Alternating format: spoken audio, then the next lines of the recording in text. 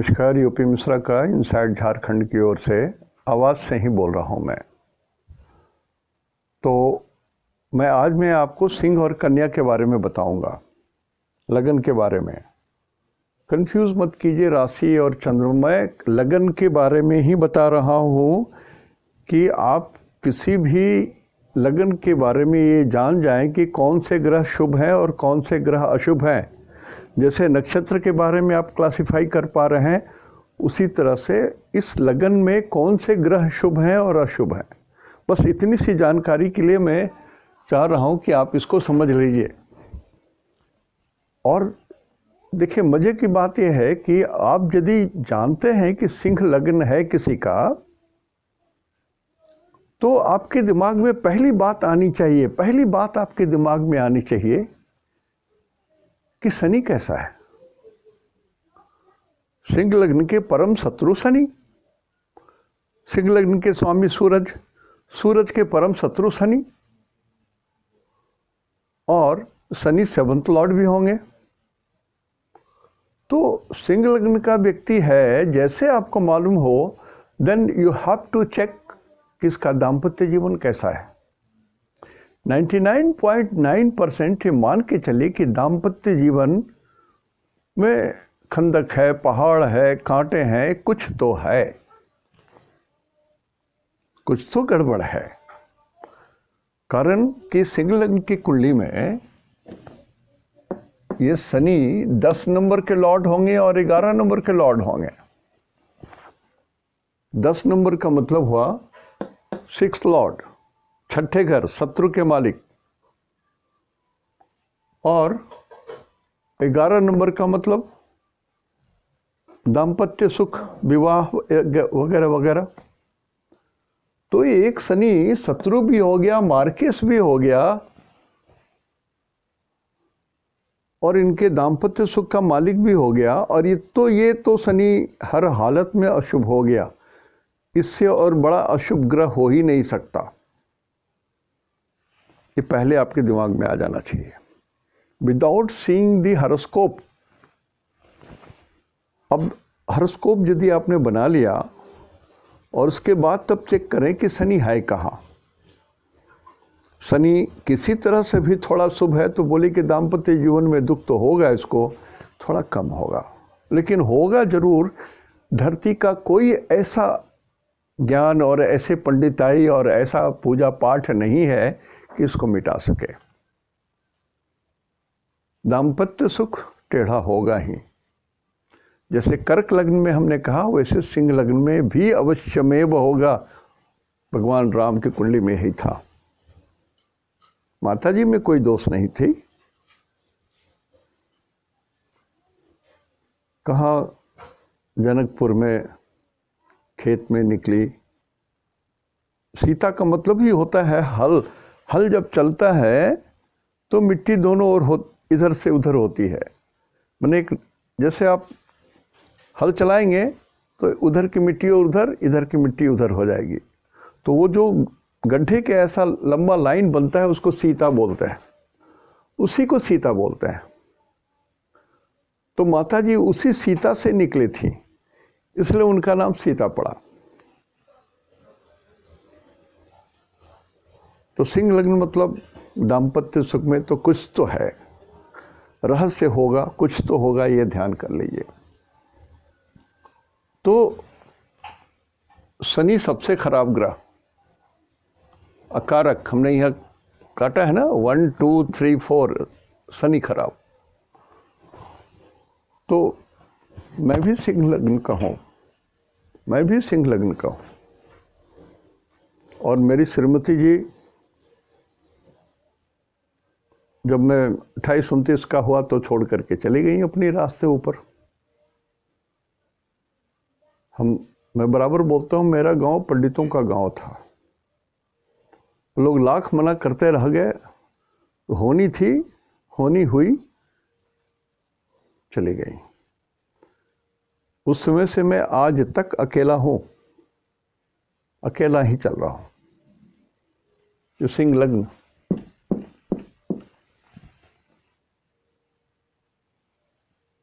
तो जो लोग कन्या हैं, कन्या के माता पिता हैं, ध्यान रखिए इस बात को कि 36 से 36 गुना भी मिलता हो, लेकिन यदि लग्न सिंह है तो 36 का 36 गुना 0 हो गया, ये जान लीजिए। तो 36 गुना तो चंद्रमा टू चंद्रमा कॉम्बिनेशन होता है ना, एक चंद्रमा दूसरे चंद्रमा को मिलाए 36 गुना बैठ गया, लेकिन लगन रिमेनिंग द सेम, लगन तो सिंह है। 36 गुना बैठने पर भी पत्नी का सुख नहीं मिलेगा, जैसे भी हो दाम्पत्य सुख नहीं मिलेगा, एक बात।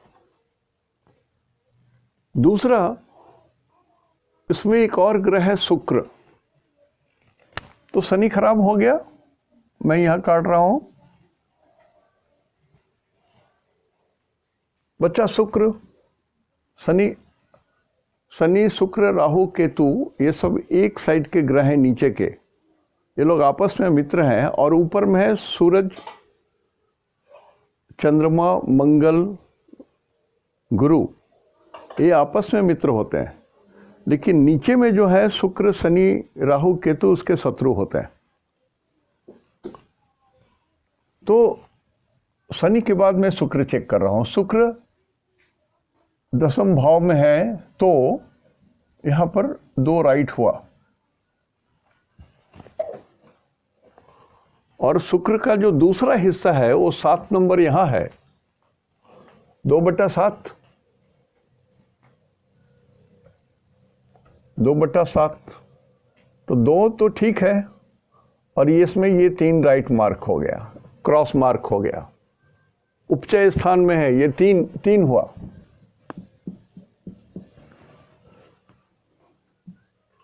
इसलिए शुक्र भी अशुभ ग्रह हो गया। शुक्र अशुभ ग्रह हुआ तो सिंह लग्न के लोग कितने भी अच्छे पोस्ट पर काम करते हो, कितने भी अच्छे पोस्ट पर काम करते हो, उनको अपने नौकरी को बचा करके रखने में कष्ट होगा, ये ध्यान रखिए। और बार बार थ्रेटनिंग होगा कि नौकरी अब गई तब गई, और हो सकता है 2-3 बार नौकरी आपको बदलने भी पड़े, एक आध बार आपको हटाया भी जा सके बेइज्जत करके। शुक्र अशुभ है। अब बचा बुध, ये 3 खराब ग्रह हैं, इसलिए हम पहले बोल रहा हूं। बुध का मतलब होता है 3 और 6, 3 और 6 का मतलब होता है बुध। तो 3-6 में 3 तो यहां पर है, उपचय के मालिक हैं, इसलिए ये खराब है। ये सिर्फ धन देने के लिए शुभ हो जाते हैं, लेकिन ये धन भी मार्केस का काम करता है, और 6 भी मार्केस है, यहां 6 भी मार्केस है, तो बुध का दोनों खराब है। तो बुध को भी यहां पर काट दिया हमने।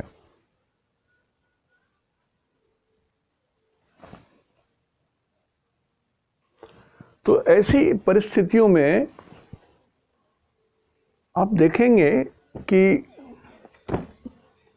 सिंह लग्न बहुत कठोर लग्न है, और इसमें जो ग्रह हैं, जैसे कि एक ग्रह गुरु हैं, गुरु 12 नंबर में है, 9 नंबर में है, त्रिकोण के हैं, तो ये शुभ है, ये तय हो गया। लेकिन अष्टमेश हैं तो ये अशुभ हो गए। अष्टमेश होने के कारण अशुभ हो गए, तो ये शुभ ही रिजल्ट देंगे टॉप क्लास के, इसलिए कि त्रिकोण के मालिक हैं, टॉप क्लास के रिजल्ट देंगे। और अशुभ भी होंगे तो टॉप क्लास के होंगे। अष्टमेश होने के कारण मार्केस है, तो मार्केस का भी प्रबल रिजल्ट देंगे ये। तो ऐसे ग्रह को न्यूट्रल पोजीशन में हम लोग रख रहे हैं यहाँ पर गुरु को। गुरु सबसे बड़े ग्रह हैं, श्रेष्ठ ग्रह हैं, तो ये न्यूट्रल स्थिति में आए सिंह लग्न के कुंडली में। जैसे सिंह आए तो समझ लीजिए कुंडली आपके सामने में आई तो हमको देखना है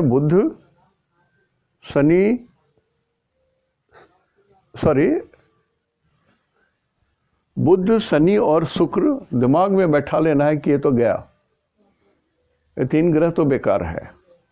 अब शुभ लगन हमेशा शुभ होंगे, तो सूरज शुभ होंगे। अब सूरज शुभ होंगे तो मतलब इस आदमी के अंदर में तेज है, ज्ञान है, गुण है, उसके अंदर में बहुत तेजस्विता है। यदि ये छोटा भी काम करता है तो ये यश पाएगा, किसी भी हालत में हो यश तो पाएगा। लोकल स्थिति में हो, वोकल स्थिति में हो, बड़े क्षेत्र में हो, छोटे क्षेत्र में हो, कहीं भी हो, कुछ नहीं करता हो तब भी ये यश पाएगा दूसरों की सेवा करके। और सूरज को आत्मा बोलते हैं। तो सिंह लग्न वाले की आत्मा पवित्र होती है 99% लोगों की।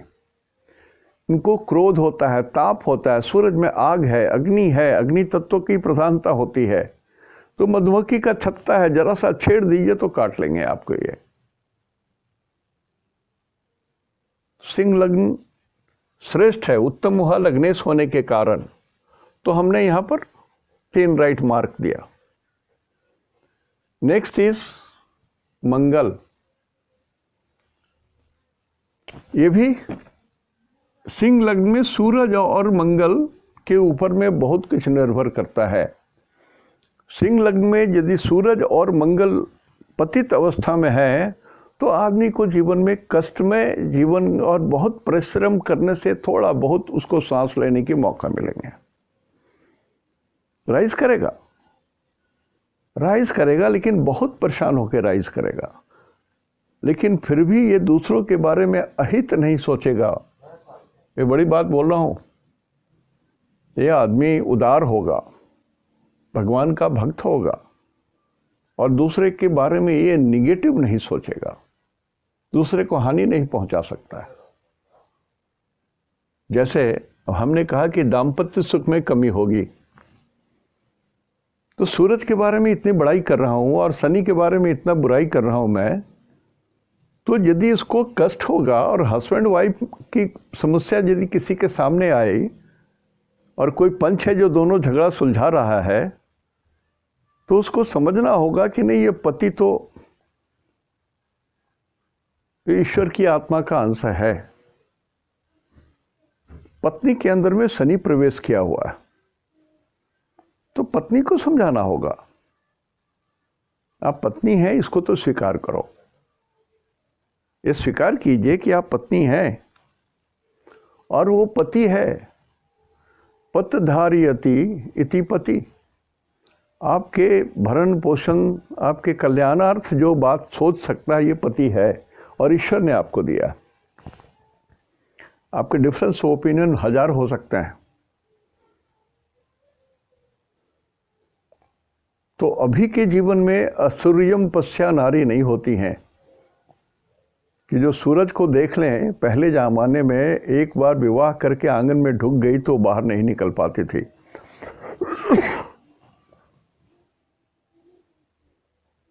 डोली ढुकी तो अर्थी ही निकलेगी।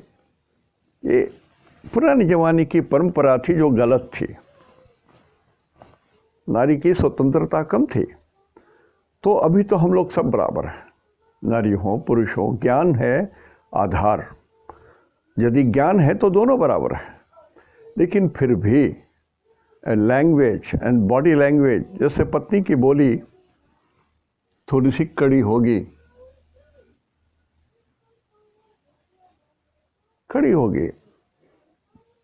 उनका व्यवहार कांटों भरा होगा। आप ऐसे जंगल से जाइए जहां पर कांटेदार वृक्ष हैं, तो कोई ना कोई कांटा तो आपको चुभेगा। तो ये सिंह लग्न की कमी है, ये सोच लीजिए।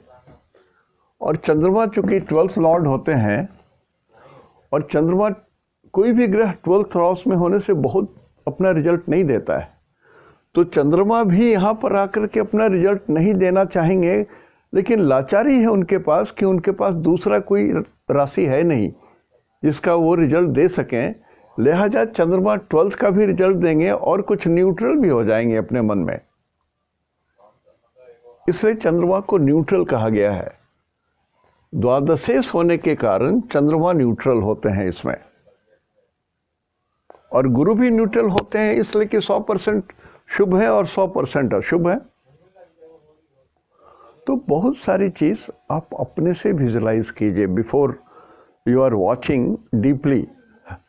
एस्ट्रोलॉजी में सबसे पहले सबसे सरल रूल ही अप्लाई करना चाहिए, और दूसरा बाइस्ड नहीं होना चाहिए। कुछ भी बाइस्ड होकर के कि अच्छा ये आदमी मैला कुचैला आया है, लगता है अशिक्षित है, ऐसे बाइस्ड मत होइए। आप कुंडली देखिए और कुंडली में पहले खोजिए गॉड कहाँ है। Where is Jupiter, where is 9th lord, where is लग्न लॉर्ड, आपको ईश्वर दिखाई देने लगेंगे। 9th लॉर्ड, 5th लॉर्ड, लग्न लॉर्ड देख लीजिए, आपको ईश्वर दिखाई देने लगेंगे, गुरु दिखाई देने लगेंगे। ठीक है, तो सिंह लग्न की कुंडली में थोड़ी सी सावधानी जरूरी है, बहुत सावधानी जरूरी है। हमने कहा ना कि पत्नी दिल्ली में काम करती है और पति अमेरिका में काम करता है, हो सकता है ना ऐसा सिचुएशन, तो कहां से दाम्पत्य सुख होगा। फोन पर बात कर लीजिए, अभी तो फोन है, तो अब बात पिछले जमाने में कहाँ था। चिट्ठी वहां से आते आते कितना देर, और फिर यहाँ से चिट्ठी जाते आते कितना देर। अभी तो आप साक्षात सामने में डुओ लगा करके बात कर सकते हैं, देख सकते हैं। इतनी सुविधा होने के बाद भी दाम्पत्य सुख नहीं मिलता है, कारण कि दो आदमी दो जगह हैं, तो कहीं न कहीं मन में संदेह का बीज भी जागृत हो जाता है। मन की गति नीची होती है, जैसे माता गंगा है, ऊपर नहीं बहती हैं, वो भी नीचे ही बहती हैं, उनकी गति भी नीचे होती है। ठीक उसी तरह से मन की गति हमेशा नीचे होती है। हम लोग ईश्वर की अवधारणा करके, ईश्वर के सहारे, उनकी भावनाओं को लेकर के हम लोग की गति ऊपर होती है। मन की गति तभी ऊपर होती है जब आप के अंदर में ईश्वर विराजमान हो जाए, जिस रूप में, ईश्वर के रूप में, अनिश्वर के रूप में, कैसे भी एक शक्ति के रूप में, ज्ञान के रूप में, कुछ भी रूप में आप हैं, तो आपका भावना ऊपर उठेगा। नहीं तो बहुत मुश्किल है इस भौतिक जगत में मन को संभालना।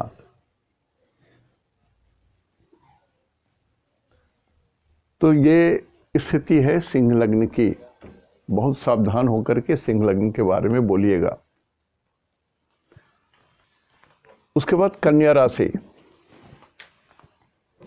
कन्या राशि में 6 नंबर लगन है, तो ये बुध यहां पर टॉप क्लास के हो गए। तो बुध को हमने रखा है यहां पर श्रेष्ठ ग्रह, वेरी गुड प्लैनेट। और इसमें त्रिकोण खोजिए कहां है। पहले हमेशा लग्न देखने के बाद त्रिकोण खोजिए। तो इस त्रिकोण में एक शनि आ जा रहे हैं, दूसरे 2 नंबर आ जा रहा है। तो 2 नंबर का जो नेक्स्ट हाउस है वो तो 7 नंबर हुआ। यहाँ 2/7 मतलब शुक्र, 2/7 ये वेनस है, ये दिस इज वेनस। तो 2 नंबर में होने के कारण ये बहुत बल आ गया इसमें, शुभता बहुत आ गई।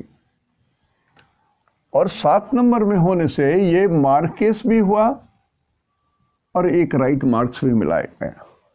तो सब मिला करके टोटल 1 2 3 4 राइट मिला और एक नेगेटिव मार्क्स मिल रहा है। तो ये नेगेटिव क्या चीज है? सेकंड हाउस बॉडी को बोलते हैं, माउथ को बोलते हैं। और शुक्र का दूसरा नंबर भी माउथ है, 2 नंबर माने माउथ। तो यहां पर शुक्र माउथ को रिप्रेजेंट ज्यादा करेगा कन्या राशि वाले में, और ये वेस्ट को इंडिकेट करेगा, ये साउथ को इंडिकेट करेगा। तो south west will be a very very nice and lucky direction.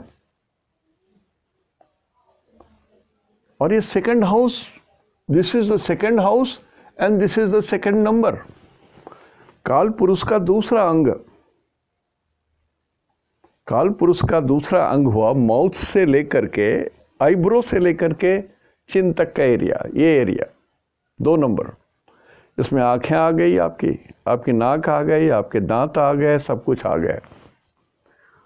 तो यदि कोई रोग होगा, मार्के से इसलिए बोल रहा हूं, यदि कोई रोग होगा तो इस जोन में होगा तो कष्टकारक होगा, तब ये झंझट करेगा।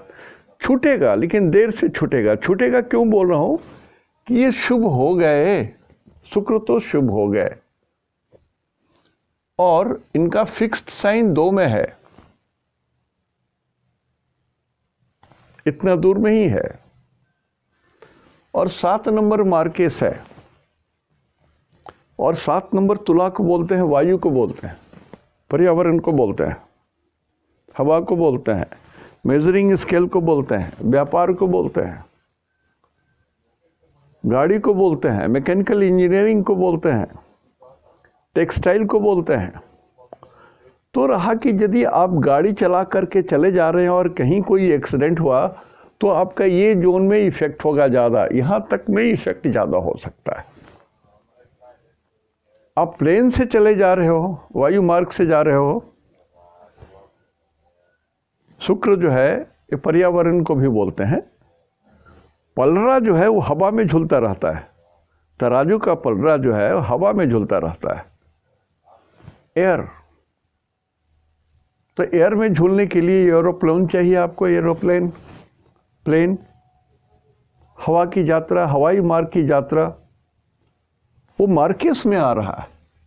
आपका हवाई मार्ग का यात्रा मार्केस में आ रहा है। सो छोटी छोटी यात्राएं जो 1 घंटा 2 घंटा 4 घंटे की हैं, आप हवाई मार्ग से ना करें। जहां पर आपकी लाचारी हो जाती है वहीं पर कीजिए, वहीं पर कीजिए। और अपने जन्म स्थान से वेस्ट की ओर जो लोग जा रहे हैं, जैसे कलकत्ता से कोई आदमी बॉम्बे जा रहा है और उसका जन्म कलकत्ता से है, तो he is flying towards waste. Bombay नहीं जाकर के बीच में कहीं उतरना है, हवाई अड्डे में उतर सकता है, but this west is not going to suit him much. South west जो है वो ज्यादा सूट करेगा। साउथ से धन भी मिलेगा, वेस्ट से भी धन मिलेगा, लेकिन एयरलाइंस के लिए साउथ वेस्ट सूट नहीं करेगा ज्यादा। इसलिए हमने कहा कि तर्क बहुत आवश्यक है। और शुक्र जो है मूल त्रिकोण है, ये मैकेनिकल इंजीनियरिंग को बोलते हैं। तो गाड़ी, व्हीकल्स,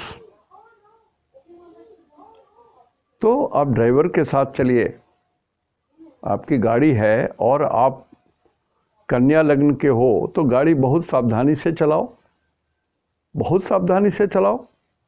आपके कुंडली में जिस समय आपके शुक्र के साथ केतु मिल जाए जिस साल, तो 18 महीना आपके लिए डेंजरस हो गया। मंगल मिल गया तो 40 दिन डेंजर में आ गया। सूरज मिल गए तो 1 महीना डेंजर में आ गया। तो you can locate like this. तो शुक्र भी शुभ है आपके कुंडली में।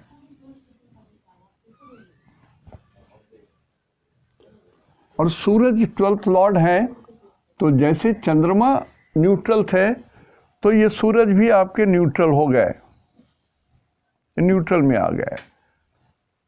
न्यूट्रल जरूर हुए, ये कुछ देंगे आपको, विदेशों से लाभ, विदेशों की ओर जाना। सूरज यदि आपके 1 नंबर में हो यहां, तो he can be a very good doctor, he can be a very good doctor.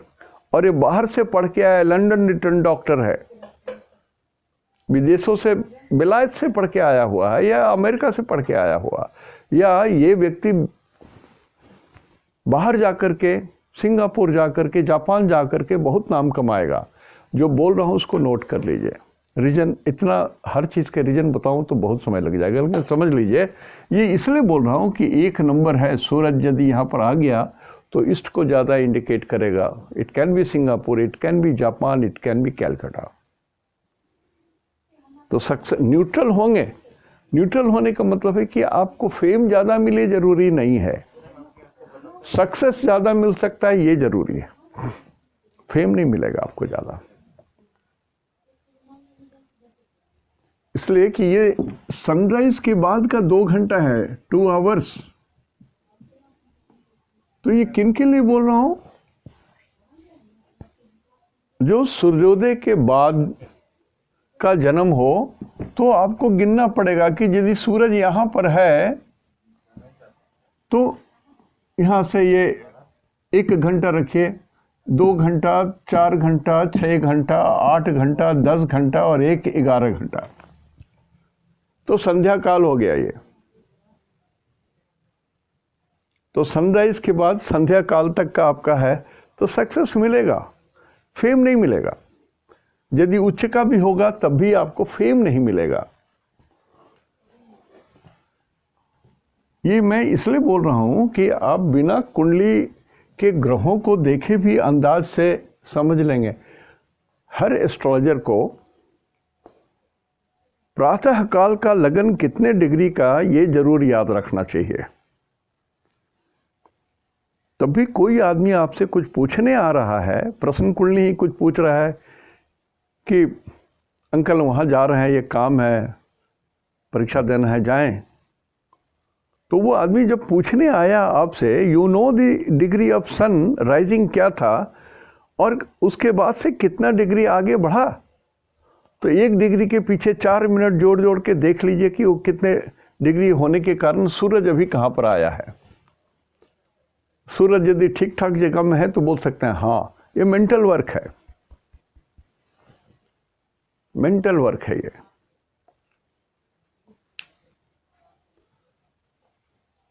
तो सूरज इसमें न्यूट्रल हो गए, बचा शनि। शनि इसमें त्रिकोण के मालिक हैं, शनि त्रिकोण के मालिक हैं, लेकिन इनका मूल त्रिकोण जो है वो आ गया 11 नंबर में, और यहां मूल त्रिकोण के होने के कारण ये ठीक है, शुभ है। तो शनि 100 पैसा शुभ भी है, 100 पैसा अशुभ है, तो इसको न्यूट्रल में भी इसको डाल दें, ये भी न्यूट्रल है, एन ये भी है। सरल भाषा में समझाने के लिए मैं 100 पैसा 25 पैसा का उपयोग कर रहा हूं। So this way you can classify कि कन्या कैसे हैं आपके लिए। अब गुरु 9 नंबर में है तो 1, और इसका 12 नंबर भी यहां पर है केंद्र में, तो 2 केंद्र के मालिक हैं। तो 2 केंद्र के मालिक ग्रह अशुभ होते हैं, इसको समझ लीजिए बढ़िया से। कोई ग्रह 2 केंद्र का मालिक है तो अशुभ हो जाता है। रूल ये है कि कोई भी ग्रह जैसे 9 नंबर का मालिक है तो वो ग्रह गुरु है तो शुभ है, तो गुरु की शुभता खत्म हो गई। फिर से बोल रहा हूं, रिपीट कर रहा हूं, एक गुरु से शुभ ग्रह तो नहीं है। तो ये गुरु केंद्र का मालिक है, तो केंद्र का मालिक होने के कारण, सिर्फ केंद्र का मालिक होने के कारण वो उनके अंदर में जितनी शुभता थी वो खत्म हो गई। अब दूसरा नंबर, तो दूसरा नंबर तो फिर केंद्र के ही में आ गया, तो ये भी फिर केंद्र के मालिक हो गए। तो पहले में तो इनका अशुभता खत्म हो गई, और अब दूसरे में ये भी मालिक हो गए तो अब अशुभ हो गई है। इसलिए 2 केंद्र के मालिक कोई भी ग्रह हो, मिथुन लग्न को इसलिए कमजोर कहा गया है, कन्या को इसलिए कमजोर कहा कि इसमें देखिए गुरु मालिक हो जाते हैं 2 केंद्र के, बुध मालिक हो जाते हैं 2 केंद्र के। तो 2 ग्रह तो ऐसे ही चले जाते हैं, लेकिन यहाँ पर ये लग्नेश भी हैं तो शुभ हो जाते हैं। लग्नेश सदा सर्वदा शुभ होता है। मेरे इस शब्द को हमेशा याद रख लीजिए, तोता के ऐसा। तो गुरु जब यहाँ पर 2 केंद्र के मालिक हो गए तो अशुभ होते हैं। क्या अशुभता होगा, क्या करेंगे अशुभ? गुरु माने जीव, जीव माने शरीर। इस शरीर में जीव है तभी तो जिंदा हो। एक वृक्ष में जीव है तभी तो हरा भरा है। पहाड़ में जीव है तभी तो बढ़ता है। जिसमें जीव है, पक्षी में जीव है तभी तो उड़ता है। तो जीव जो है ये दूषित हो जाता है, शरीर दूषित हो जाता है। तो एक रोग जरूर देते हैं गुरु यदि 2 केंद्र के मालिक हुए तो, और ये रोग भारी रोग होता है। गुरु चूंकि बड़े हैं, भारी हैं। 1600 earth is equal to 1 Jupiter, और ग्रेविटी इनका, ग्रेविटेशनल पुल इनका सबसे ज़्यादा है। तो दुख भी उतना ही भारी मिलेगा, रोग भी उतना ही भारी मिलेगा। सो दैट वे कन्या राशि का गुरु शुभ में नहीं आते हैं, इसलिए इसको मैं काट रहा हूं। और बचा नेक्स्ट चंद्रमा। चंद्रमा उपचय के मालिक हैं, अशुभ हो गए, तो इसको भी मैं काट रहा हूं। एक्सप्लेनेशन में इतना ही दे सकता हूं कि चूंकि चंद्रमा है और अमावस्या के 6 दिन पहले और 6 दिन, तो 12-13 दिन तो चंद्रमा ऐसे ही कमजोर रहते हैं। और दुर्भाग्य से यदि चंद्रमा केतु के साथ हो गए, राहु के गोचर में आते जाएंगे तो आपके 3-4 दिन और बर्बाद हो जाएंगे। तो कष्ट तो देंगे। धन किस काम का यदि कोई आदमी पैरालाइज्ड हो जाए, किस काम में? धन किस काम का यदि किसी को गंदी बीमारी हो जाए कि वो मुँह चला नहीं सके। तो ये चंद्रमा शीतलता से और हार्ट फेल्योर से, इरेगुलर हार्ट के कारण, हार्ट में प्रॉब्लम होने के कारण, हृदय में गंभीरता से कुछ प्रॉब्लम हो जाने के कारण रोग उत्पन्न हो सकता है, और जो कष्टकर होगा। इसीलिए ये चंद्रमा को भी मैंने काटा। एक ग्रह और मंगल है जो खराब है। मंगल होते हैं 1 और 8, 1/8। एक कहाँ है? यहाँ है, डेथ हाउस में है, मृत्यु के घर में है। तो एक भी कट गया मृत्यु के घर के में। और मूल त्रिकोण है 75%। और 8 कहाँ है? तो ये भी उपचय घर में ही है। तो ये जो मार्स है कन्या राशि में सबसे खराब ग्रह है। इसको समझ लीजिए बढ़िया से। बुध के परम शत्रु मंगल हो जाते हैं इसी कारण। तो कन्या लग्न के लोगों के लिए स्किन प्रॉब्लम होना एक आम बात है। यदि मंगल थोड़ा भी टेढ़ा हो गए तो स्किन खराब होगा। 6 नंबर बोलते हैं इसको, रीढ़ को, जो कमर के पास खत्म होता है, वहाँ प्रॉब्लम हो जाए कोई आश्चर्य की बात नहीं है। कन्या लग्न बुध को बोलते हैं, बोली को बोलते हैं। ऐसे लोग की वाणी थोड़ी सी अशुभ होती है, हमेशा निगेटिव ही बात बोलेंगे। अरे जल्दी जल्दी आ जाओ, नहीं तो मर जाओगे, ट्रेन से टकरा जाओगे। वही बात हम बोल सकते हैं, यार जल्दी जल्दी आ जाओ, बच जाओगे। लेकिन वो बच जाओगे नहीं बोलेगा ना, मर जाएगा, भाग वहां से। तो कुछ निगेटिव वर्ड्स ज़्यादा यूज़ करते हैं कन्या वाले। और मंगल यदि बुरी तरह से खराब है तब तो बहुत कष्ट देते हैं। तो इसमें भी दाम्पत्य जीवन बहुत कष्ट में इसमें भी रहता है कन्या संदेह रहता है कि उनको भी दाम्पत्य सुख कितना मिलेगा, डर लगता है। और ऐसे लोगों के साथ यदि भूमि का कुछ केस आ गया, मुकदमा आ गया, झंझट आ गया, land, landed property, real estate, लंबा चलता है, लंबा चलता है, झंझट हो जाता है। इसलिए आ बैल मुझे मार वाली हालत कन्या लग्न को नहीं करनी चाहिए। और ये 1 नंबर जो है सिर को बोलते हैं, 8 नंबर कमर को, जंघा को बोलते हैं, टेस्टिस को बोलते हैं, जो गुल्ली होती है पेशाब करने के यंत्र में, पॉटी करने की जगह को भी बोलते हैं। तो यदि मंगल कुछ खराब है तो उनको पाइल्स वगैरह की बीमारी होती है। कन्या लग्न हो और वृश्चिक राशि हो जाए तो हमने अमूमन देखा है कि पाइल्स या टेस्टिस की कोई बीमारी होती है या स्वेलिंग होती है, फूल जाते हैं,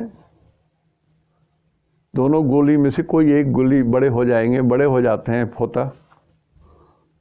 ये सब भी देखा है हमने, ये मेरा अनुभव है।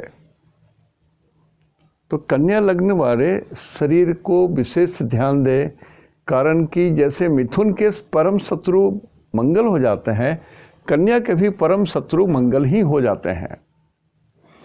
और सूरज और शनि न्यूट्रल में आ जाते हैं। एग्जाम्पल तो मैं बहुत दे सकता हूँ, वीडियो लंबा हो जाएगा,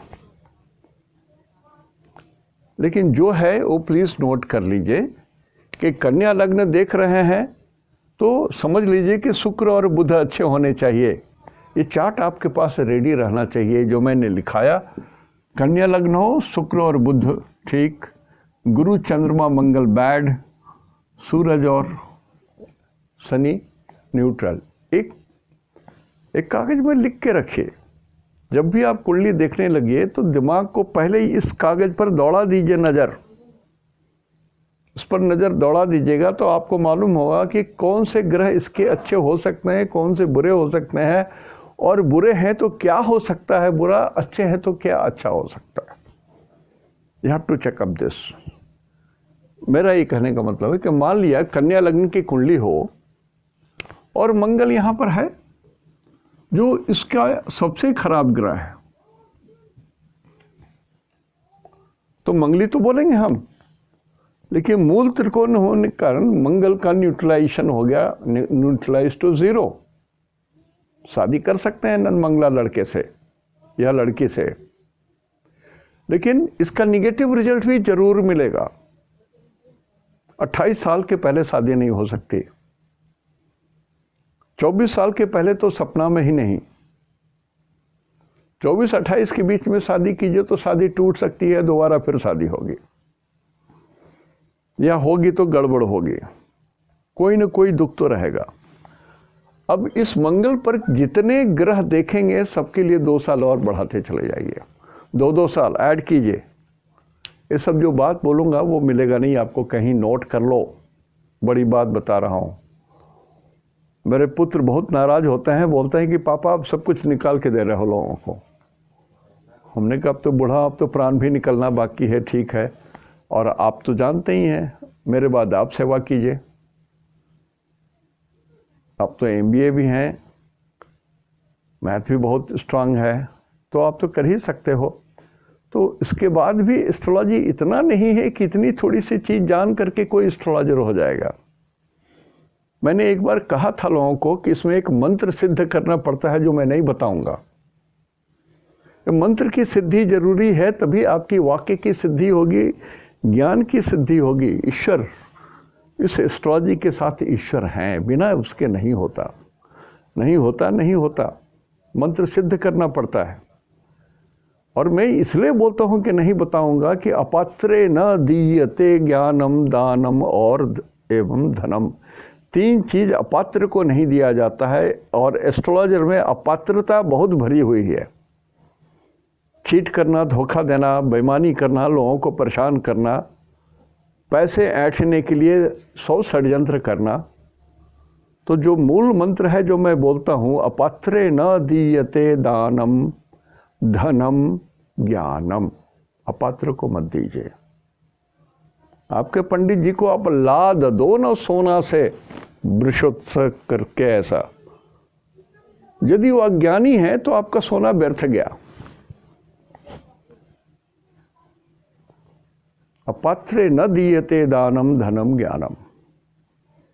तो वो चीज जरूरी है। आप, इसलिए मैं बोलता हूं, आप पहले एक कागज में ये नोट बना लो, मेष लग्न, अच्छा इसमें ये नक्षत्र होते हैं, ऐसा है ऐसा है ऐसा है, उसके ये गुण दोष होते हैं, आदमी थोड़ा सा तीव्र होता है, साहसी होता है, इज अ सेनापति टाइप का पर्सन। यदि इसको नौकरी में हमको कहीं डालना है मेष लग्न के व्यक्ति को, और आपको नौकरी ही करानी है, आप बिजनेसमैन वाले नहीं हैं, तो इसको IAS कराना है, ये सोच के चलिए। यदि उसके मंगल थोड़े भी अच्छे हैं तो, और पुलिस ऑफिसर बनाना है, तो आपके दिमाग में इतनी बात तो आ गई, सच बात हो गई जो आप उसको बता देंगे। लेकिन इस चीज के लिए आप धन ऐंठिए मत। आपकी बात सत्य होगी, मैं बोल रहा हूं, आपकी बात सत्य होगी। चीटिंग नहीं कीजिए। अधिकांश लोग चीटिंग ही करते हैं। एस्ट्रोलॉजर कम होते हैं, रतन ज़्यादा बेचते हैं, पत्थर बेचते हैं। They are not astrologers, they are stone sellers. पत्थर बेचते हैं जी। तो मैं बोलता हूं आप थोड़ा ज्ञान ले लो। मैं ये नहीं कहता कि आप अज्ञानी हो। I am reminding you, simply I am reminding you, and I am sharing my knowledge with you। and मैं थोड़ा आपको जागृत करना चाहता हूं कि ताकि कोई आदमी आपको बेवकूफ ना बनाए, कोई आदमी बेवकूफ ना बनाए। इसलिए हमने ये जो मंगल है, इतना भारतवर्ष में इस मंगल ने तबाही मचा के रखी है, और मचाने वाले पंडित जी लोग हैं। पंडित जी को ये नहीं मालूम है कि इसके न्यूट्रलाइजेशन फैक्टर कितने हैं, क्या क्या चीज है जो मंगली दोष को न्यूट्रलाइज करता है। बहुत सारे फैक्टर है, और आपको एनालिसिस करना भी एक फैक्टर है। सिंह लग्न किसी का हो तो मंगल दोष कितना भी कठिन हो, it can be neutralised by prayer to God. अब किस गॉड को, वो जानना पड़ेगा एस्ट्रोलॉजी से। कब करनी है जानना पड़ेगा एस्ट्रोलॉजी से। बहुत सारा चीज़ है जो जानने की जरूरत है। इसलिए हमने कहा कि थोड़ा ज्ञान भी लीजिए। मैं तो अपना शेयर कर रहा हूँ। I don't know whether you are happy और अनहैप्पी, कारण कि बहुत सारे लोग तो पड़े रहते हैं। मिश्रा जी का एक शब्द हो तो उनका जीभ पकड़ के खींच लो। अरे भैया, मुझे तो सिर्फ बात करनी है आपसे। अच्छा लगता है तो ग्रहण कीजिए, ना अच्छा लगता है तो बहुत सारे चैनल हैं, जाइए। लेकिन जो लोग सीख रहे हैं उनको तंग मत कीजिए, उनको भ्रमित मत कीजिए। यही रिक्वेस्ट उन लोग से करता हूँ। नहीं तो निंदक नियरे राखे आंगन कुटी छवाए। निंदक तो चाहिए, निर्मल कर देता है व्यक्ति को। लेकिन आप हमको निर्मल करें या ना करें, जिन लोगों को मैं ये छोटी छोटी बातें बता रहा हूं वो भ्रमित हो जाते हैं। ऐसे ऐसे प्रश्न पूछते हैं जो एक प्राइमरी लेवल का जो 4 दिन से ही पढ़ रहा है एस्ट्रोलॉजी, 1 महीना हुआ है, वो भी ऐसा प्रश्न नहीं पूछ सकते हैं। ऐसे प्रश्न भी पूछ लेते हैं लोग। राशि, राशि का मतलब होता है अमाउंट, और लगन का मतलब होता है टाइम। लगन का मतलब 2 hours time which contains 30 degree. राशि का भी मतलब होता है 2 hours time and contains 30 degree. But चंद्रमा जिसमें रहता है उसको बोलते हैं चंद्र राशि, और बाकी जो 11 घर हैं उसको बोलेंगे मेष राशि, वृषभ राशि, मिथुन राशि, कर्क राशि वगैरह वगैरह बोलते बोलते जाएंगे। जहाँ पर चंद्रमा है, मान लिया किसी का चंद्रमा 8 में है, तो मैं बोलूँगा मेष राशि, वृषभ राशि, कन्या राशि, सिंह राशि, तुला राशि, वृश्चिक में चंद्रमा के साथ कन्या राशि, चंद्रमा के साथ वृश्चिक राशि।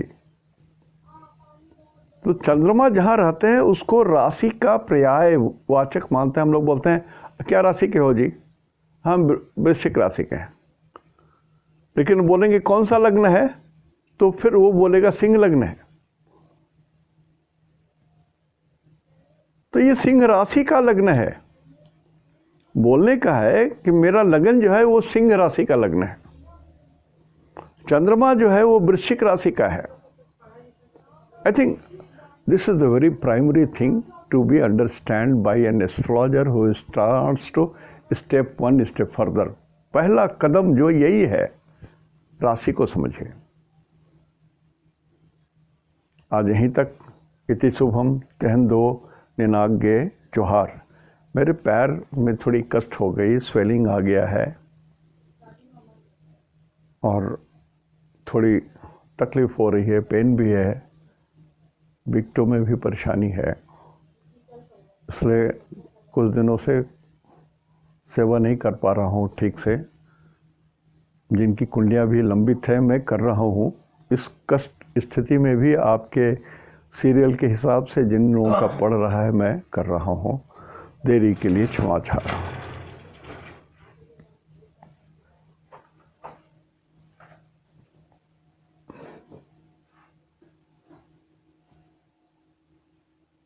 तो उदय इसमें क्या आ गया?